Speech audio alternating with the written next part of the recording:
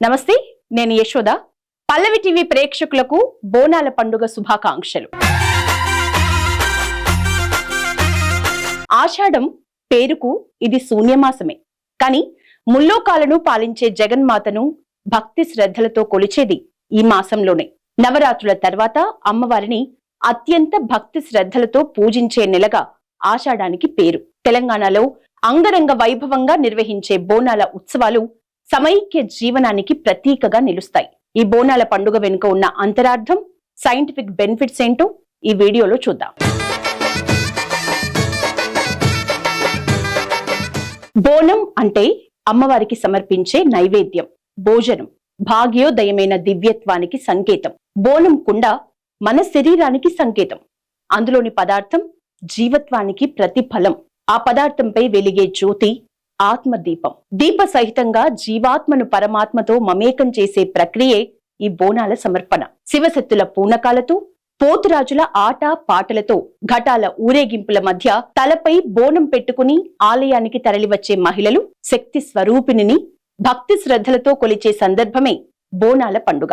ఆషాఢంలో ఎంతో విశేషంగా జరిగే ఈ పండుగలకు వందల ఏండ్ల చరిత్ర ఉంది. ఆనంద భాగ్యశ్రీకి ఆషాఢంలో అమ్మను గ్రామదేవత రూపాల్లో దర్శించి ఆరాధించే సంప్రదాయం తెలంగాణలో ఆనాదిగా కొనసాగుతోందని పాల్కురికి సోమనాథుడు పండితారాధ్య చరిత్రలో ప్రస్తావించాడు.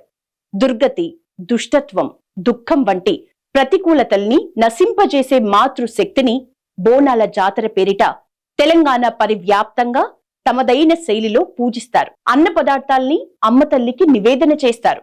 ఆషాఢంలో ఆడబిడ్డగా జగదంబను తమ ఇంటికి పసుపు బొట్టు పేరిట ఆహ్వానించి అమ్మకు చీర, సారెల్ని, ఒడిబియ్యాన్ని సమర్పిస్తారు. వర్షాకాలంలో వర్షాలు సమృద్ధిగా కురిసి ప్రకృతి సిరి సంపదలతో కలకలలాడాలని ఆకాంక్షిస్తారు. కాకతీయుల కాలం నుంచే బోనాల వేడుకలు ఉన్నాయి. కాకతీ దేవత ఎదుట అన్నాన్ని కుంభంగా పోసి సమర్పించేవారు. అనంతరం గోల్కొండ నవాబుల కాలంలో కాకతీయ రాజైన ప్రతాపరుద్రుడు గోల్కొండలోని జగదాంబిక ఆలయంలోని అమ్మవారికి ప్రత్యేక పూజలు చేసేవాడు. అప్పటి నుంచి భాగ్యనగరంలో బోనాల ఉత్సవాలు మొదలైనట్లు చరిత్ర చెప్తోంది. ఒకప్పుడు భాగ్యనగరంగా పిలిచిన హైదరాబాదులో ఈ ఉత్సవాల ప్రారంభం వెనుక మరో ఆసక్తికరమైన కథనమూ ఉంది. కొన్ని వందల సంవత్సరాల క్రితం భాగ్యనగరంలో ప్లేగు వ్యాధి విపరీతంగా వ్యాపించటంతో ఎంతో మంది ప్రజలు చనిపోయారట. అమ్మవారు ఆగ్రహించటం వల్లే ఈ వ్యాధి వ్యాపించిందని భావించిన ప్రజలు బోనం చేసి మొక్కు చెల్లించుకుంటే శాంతిస్తుందని నమ్మి ఈ బోనాల ఉత్సవాల్ని మొదలు పెట్టారని చెప్తారు. అప్పట్నుంచి నేటి వరకు ఏటా ఆషాఢంలో ఈ ఉత్సవాల్ని అంగరంగ వైభవంగా జరుపుతున్నారు. ఈ ఆషాఢ మాసంలో జగన్మాత పుట్టింటికి చేరుకుంటుందట. అలా వచ్చే అమ్మవారిని తమ ఇంటి ఆడపడుచుగా భావించి బోనాన్ని సమర్పిస్తే సంతోషిస్తుందని భక్తుల విశ్వాసం. బోనాల పండుగలో భాగంగా ఆషాఢంలో వచ్చే ఆదివారాల నాడు రాగి లేదా మట్టి కుండకు పసుపు రాసి కుంకుమ బొట్టు పెట్టి అందులోనే పసుపు అన్నం లేదా బెల్లంతో అన్నం వండి దానిపై దీపాన్ని వెలిగించి వేపాకులతో అలంకరిస్తారు. ఇలా తయారు చేసిన బోనాన్ని మహిళలు తలపైన పెట్టుకుని డప్పు చప్పుళ్ల మధ్య ఊరేగింపుగా ఆలయానికి వెళ్లి తల్లికి నివేదిస్తారు. తమ కుటుంబాన్ని, ఊరిని కాపాడమంటూ వేడుకుంటారు. తెలంగాణలో బోనాలు గోల్కొండలో ఉన్న జగదాంబిక ఆలయంలో మొదలు ప్రారంభమవుతాయి. ఆ తరువాత బల్కంపేట రేణుకా ఎల్లమ్మ ఆలయం, సికింద్రాబాద్ ఉజ్జయిని మహంకాళి సన్నిధానంలో నిర్వహించే లష్కర్ బోనాలు, లాల్ దర్వాజాలోని సింహవాహిని మహంకాళితో పాటు ధూల్పేట, ఇలా హైదరాబాద్ చుట్టుపక్కల ప్రాంతాలు మొత్తం ఆధ్యాత్మిక శోభతో కళకళలాడతాయి. ఆఖరున మళ్లీ గోల్కొండ కోటలోనే చివరి బోనం సమర్పించటంతో ఇవి ముగుస్తాయి.